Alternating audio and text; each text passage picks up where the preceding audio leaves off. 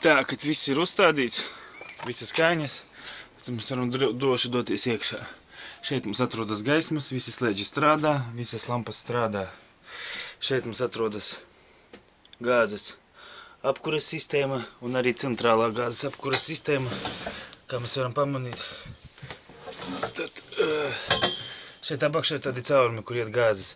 Gāzes balons atrodas priekšā. Tā, ka pieslēdz gāzi un tad ar šitiem slēdžiem regulē, ja deg sarkanā lampiņa, tad kaut kādas problēmas ar gāzi. Ja deg oranžāk, tad viņu visdrīzāk beigsies. Un sarkanai un zaļais, ka viss normāli strādā. Tā ir tā pati sistēma, kas uzsilda ūdeni.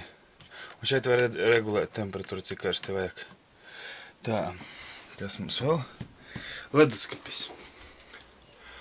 Tā, tas ir trīvais sistēma leduskapis. Kā mēs redzam, viņš ir no elektrības 12 volti.